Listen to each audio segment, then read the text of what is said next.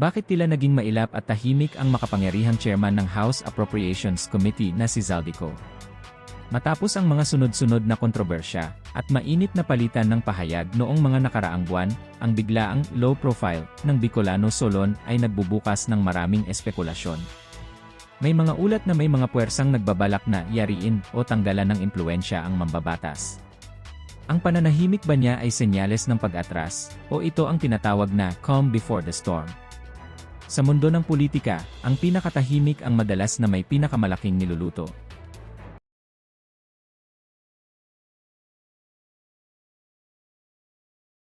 Ano ba nangyari dito kay Zaldico? Who is Zaldico? Pakinggan natin. Nahuli na rin sa wakas si dating Congressman Zaldico pero hindi po sa paraan na inaasahan ng marami.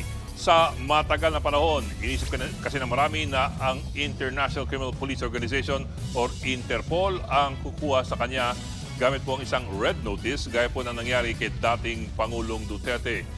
Inisip naman ng iba na hindi madaling makuha si Zaldico dahil meron na raw siyang tinatawag na Portuguese Golden Passport na binibigay daw ng Portugal sa mga banyagang nag-iinvest sa kanilang bansa. Kagabi, inanunsyo ng Pangulong Marcos na nahuli si Ko sa siyudad ng Prague, ang kabisera ng bansang Czech Republic o kung tawagin natin dati ay ang Czechoslovakia. At malinaw sa pahayag ng Pangulo na hindi po Interpol ang nakakuha kay Zaldico.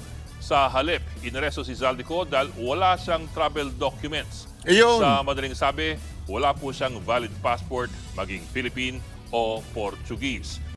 Pero ang tanong, bakit masyadong bida-bida na naman si John Vic Remulla? Siya kagad na nagpa-interview nung umaga. Kahapon. Nung nahuli nung gabi, nung na-confirm nung gabi, umagang-umaga, unang balita, nagpa-interview kagad siya. Nakakala mo siya may kagagawan kung bakit nahuli si Zaldico. Yan yung mga katangian ng mga politiko na nakakasawa na, yung mga style Ontiveros, yung mga credit grabber, style Robredo, style John Vic Remulla. Yung mga credit grabber, nakala mo silang dahilan ng pagkahuli. Hindi ho. Nahuli dahil walang passport na dala-dala. Mga kababayan, tandaan ninyo ha, kahit ordinaryong tao, pag hindi mo dala-dala ang passport mo, tapos yung pumasok siya sa isang bansa na hindi niya dala yung passport, sa tingin nyo, hindi kayo huhulihin kung kahit ordinaryong tao kayo? Huhulihin kayo for sure. Tama, mali? Kaya siya hinuli. Hindi dahil sa effort ng gobyerno natin. Ngayon, tila, kasi pinapakita ko sa inyo yung konteksto. Ngayon, tila, sinasabi nila na parang, kita nyo na, may effort kami ha, na sugpuin ang salarin sa flood control. Pero wait, hindi kayo may kagagawa ng pagkahuli. Ano palang nangyari sa mahiwagang Golden Passport na binigay daw ng Portugal? Misconception po kasi yan. Wala naman talagang Golden Passport ang Portugal. Ang meron po sila ay Golden Visa. Gaya po ng ilan pa mga EU countries, ang Portugal ay nagbibigay ng tinatawag niyang Residence Permit for Investment Activity or ARI permit sa mga piling foreign investors. Ito Mag-invest nga ako dyan nang magkaroon ako ng Golden Visa. pong Golden Visa Program kung tawagin, nagsimula noon pang 2013. Nagbibigay po ito ng permanent residency sa mga banyaga na mag-invest ng kalahating milyong euros sa Portugal. Magkano ba yung kalating milyong euros? Kaya ko ba yun? Ay, hindi pa. Sorry naman. Kala ko kalahating milyong pesos lang. Pwede tayo dyan. Maging sa investment funds or new businesses o dati sa real estate. Magmula po noong 2013, 40,000 banyaga na ang nabigyan itong Portuguese Golden Visa. At kung meron ka nito, pwede kang mabuhay, magtrabaho o mag-aral sa Portugal. At pwede ka rin bumiyahe sa ibang bansa na kasama doon sa EU or European Union ng walang Schengen visa. Dahil nga, meron ka ng Portuguese Golden Visa at ang Portugal. Siyempre, bahagi po ng EU. Ang Yun. suspecha ngayon ng marami, ito talaga ang nakuha ni Zaldico, isa pong Portuguese Golden Visa. Pero ito nga, kung meron na siyang Portuguese Golden Visa, bakit pa rin siya dinampot sa Czech Republic dahil sa kawalan ng travel documents? Maring ito po ang dahilan. Ang anumang visa ay may visa lamang kung meron ka pang passport. Sa madaling salita, kahit isang katerba ang iyong visa, kung kansilado naman ang iyong passport, hindi ka rin makakausad. Sa kaso po ni Zaldico, ang kanyang Philippine passport kansilado na mula pa noong nakarang Disyembre dahil sa kinakaharap niyang kaso ng korupsyon. Kung ganon, kahit may Portuguese Golden Visa siya, katumbas lamang po ito ng tanso kung walang kadikit na valid Philippine Ayun. passport. Mga kapatid, Tanso, aba. Yung mga followers ni Marcos. Kamusta na mga tanso? Hindi, pero ito pansinin ninyo. Bakit tila atat na atat silang pauwiin? Hindi pagmasdan ninyo ito. Yan. Pinamamadali na ni Pangulong Bongbong Marcos ang Yan pinamamadali. Bakit? Huwag nyo namang wag naman sanang maging Ninoy part 2 to Hindi naman magkakaroon ng revolusyon kung ito matigok. Pero wag naman ganun. Hindi naman tama yun. Ako, ang suggestion ko, mamaya ko nasasabihin. Pero para sa akin, bakit nagmamadali? Nagsalita naman na siya. Sinabi na niya yung salarin. Meron ding collaborating statement ang mga inutusan niya. Ibig sabihin, talagang nagtutugma-tugma ang ebidensya. Hindi naman ninyo pinakinggan. Tapos ngayon mamadaliin yung umuwi. Bakit? Makikipag-ex-deal kayo? Aaregluhin ninyo? Wag nyo na ako ituro areglado na yan. Ganon? Tapos, siya hindi magiging O baka naman gagawin ninyong state witness na naman yan, katulad nung pautot ni Bernardo. Di ba? Gagawin yung state witness yan, tapos ang ituturo lang si Romuald. Ako kasi hindi ako papayag. Hindi ako satisfied na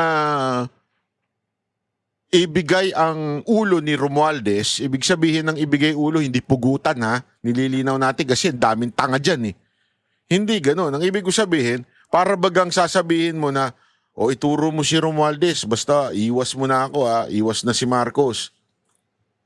Ganun ba ang inyong plano? Ilaglag na si Romualdez? Ako hindi ko papayag sa ganun.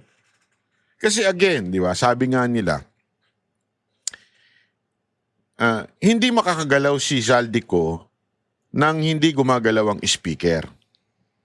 Pero ang speaker, hindi rin niya makakagalaw kung walang presidente. That's the truth in our country. Kaya nga sabi nung sabi ng naalala ko, 'di ba, meron chika-chika na papalitan daw ang speaker. Si speaker papalitan daw nung Puno. Ang sagot naman ni Puno imposible yan dahil whether you like it or not, ang talaga namang namimili at nagko-control ng kamera nagbabasbas, nag-a-appoint o nag-a-anoint ng isang Speaker of the House, walang iba kung hindi ang presidente. Galing yan mismo kay Puno, yung sinabi niya. Kaya pinabubulaanan niya yung chismis na siya ang papalit na speaker.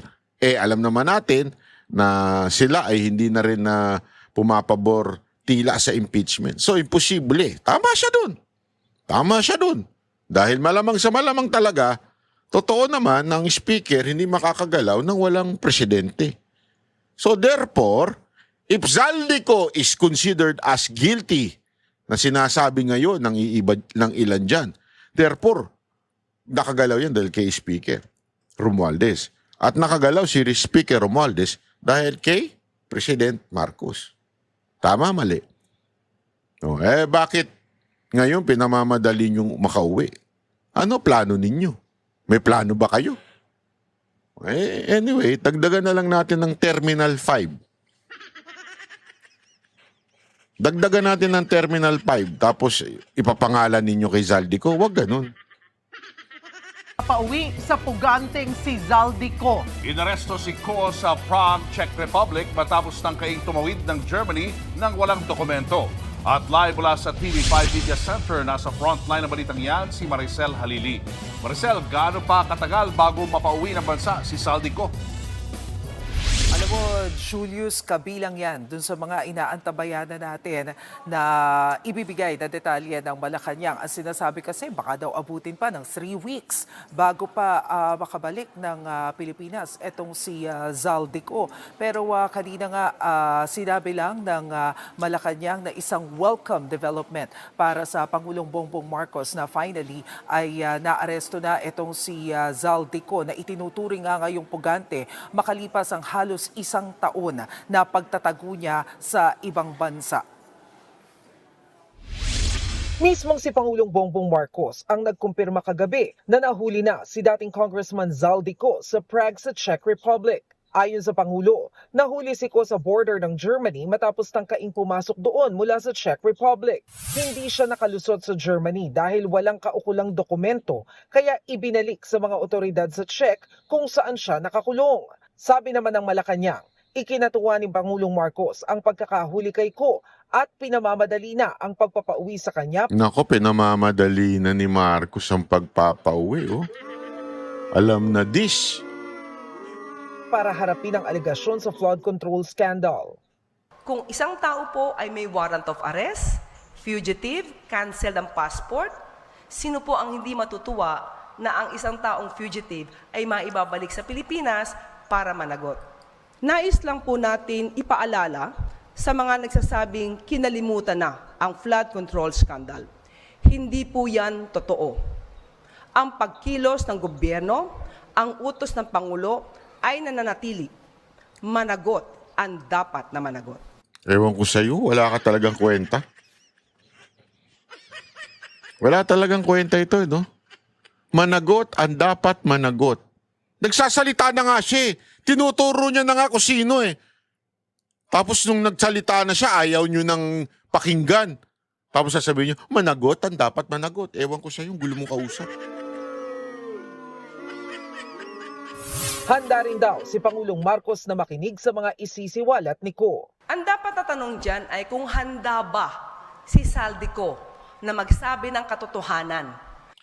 Ang tanong dyan, handa ba kayong makinig? Kasi sa inyo, ang katotohanan ay hindi ituro si Marcos. Sa inyo, ang katotohanan kung ano yung convenient sa inyo. Pero yung tao, pag nagsalita na at itinuro na si Marcos at si Romualdez, ayaw nun niya. Ayaw nyo na. Di ba? Bakit? Bakit ganun? Hindi kayo handa marinig ang katotohanan. Kayo ang hindi handa. Siya handang magsalita, kayo hindi handa. Siya, stop that.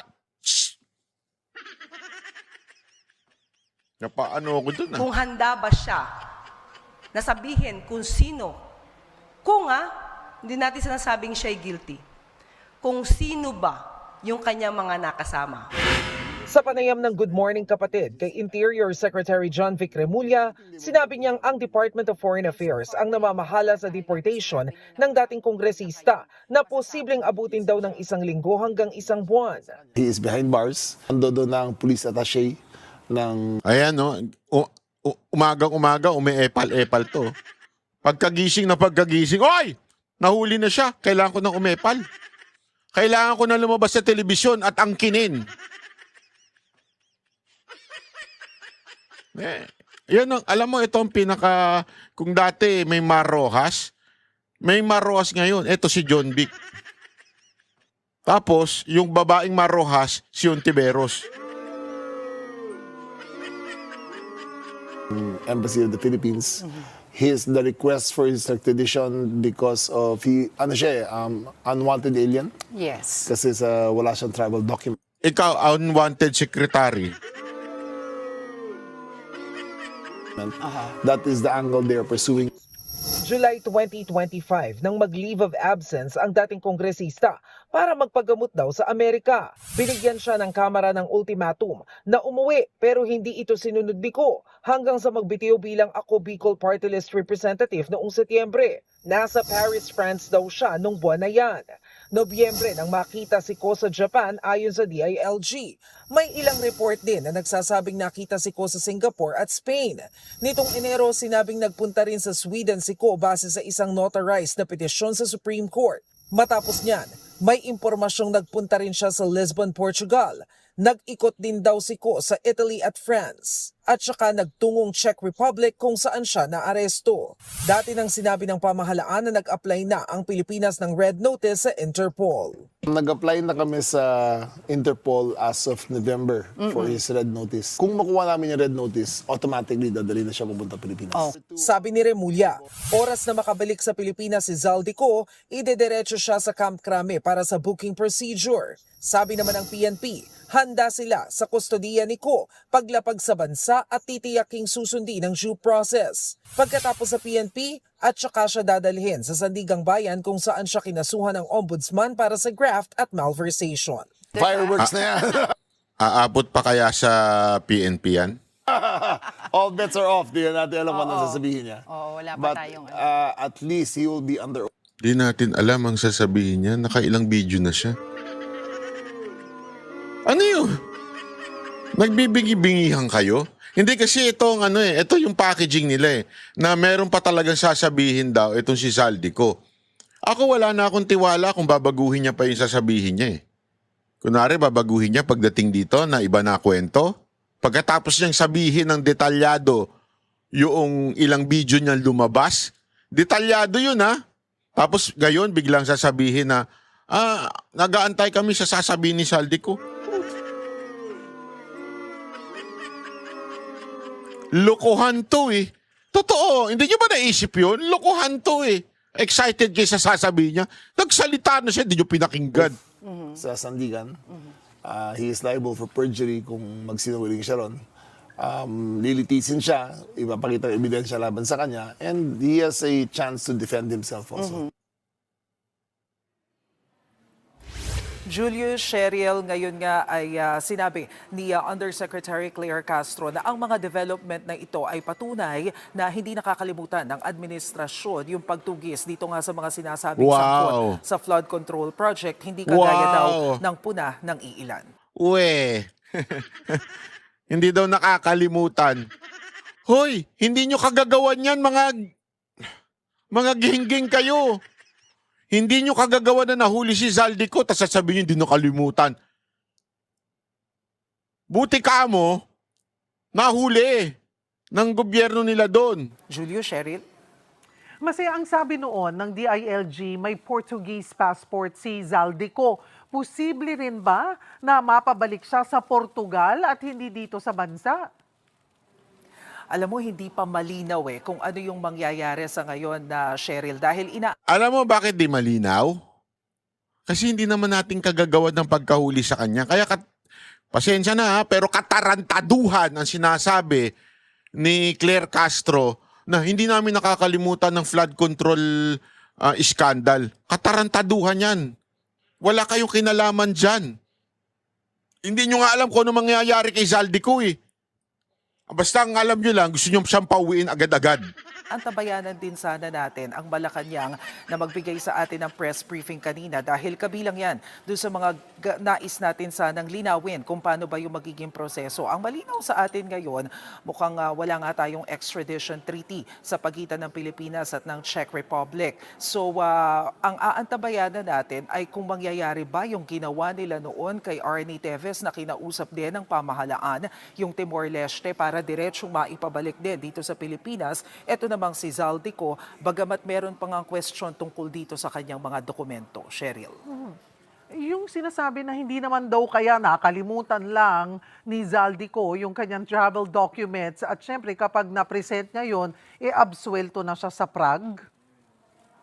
Oo, hindi pa natin alam yan. Ang makakasagot niyan yung mga legal expert Sheriel. Dahil sa ngayon, ang ibinigay na detalye ni Pangulong Bongbong Marcos ay walang hawak na dokumento. Etong si Zaldico, kapag nakapagpresenta siya, tingnan natin. Pero malinaw din naman na meron ng coordination ang Pilipinas dyan sa Czech Republic na sinasabi na meron ng existing arrest warrant. Etong si Zaldico dito sa Pilipinas dahil naipaalam na rin naman ng ating pamahalaan doon sa ibang bansa na ito ay involved doon sa issues on anomalies. Kaya malinaw na wanted siya dito sa Pilipinas.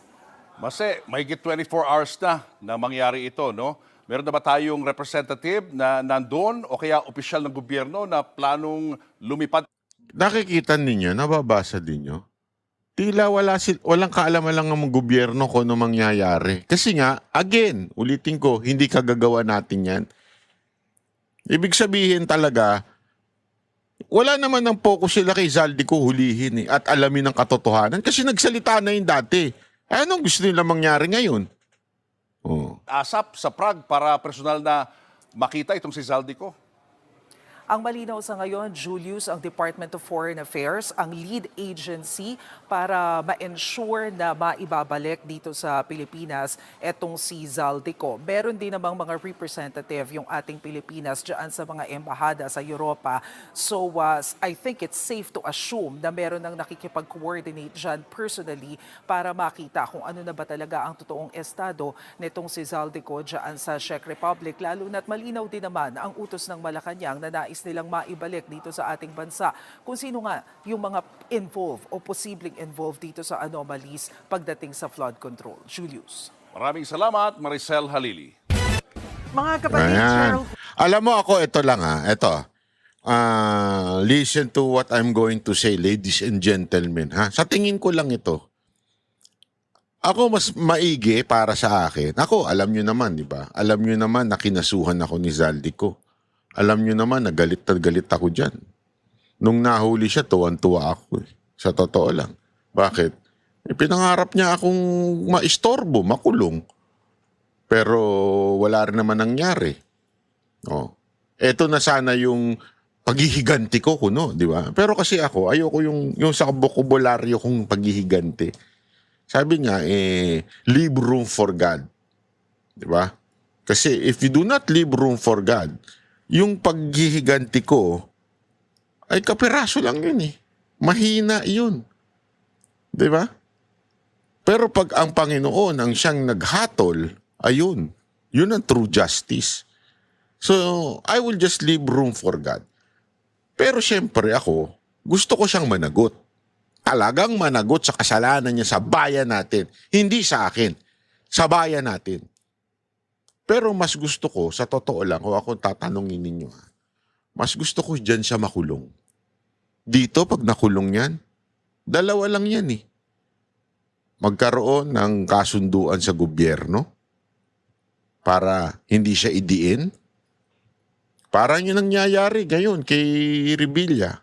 Mamaya, kikwento ko sa inyo yun. Diba? Bakit? Si Bernardo na siyang kung saan nakatanggap na limpak na salapi. Aba, iniba niya ang kwento na hindi daw siya at gusto mag-state witness.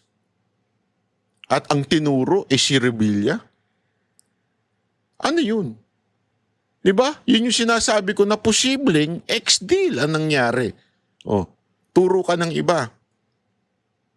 Kami nang bahala sa'yo. Ligtas ka na. Witness ka na. Hindi ka na may sala. Absuelto ka. Tila ganun ang nangyayari. Kaya nga ako, delicates to pag pinauwi to. Dalawa lang yan Magkaroon ng kasunduan na, wag mong didiin yung mastermind. Gagawin ka namin magturo ka na lang ng iba kasi may mga nagsasabi pa nga. May nagtanong sa akin ito Hindi kaya pag-uwi niya dito, ituturo niya na si BP Sara Duterte? Hindi. That could sound funny. That could sound absurd. Pero, pwedeng-pwede nilang gawin yan. Alam niyo kung bakit? Yung ang mga kwento ni Madriaga, pantanga Diba? Yung paintings, yung cheque, na parehong numero, tapos ano yun, parang mali yung date. Yung mga discrepancy na halatang halata na, sinasakyan pa't sinasalsal pa ng media. Saan ka pa? Di ba? Saan ka pa? Ibig sabihin, katatawanan na yung sinasabi ni Madriaga, abay tila, totoo pa sa iba. Lalong-lalo na pag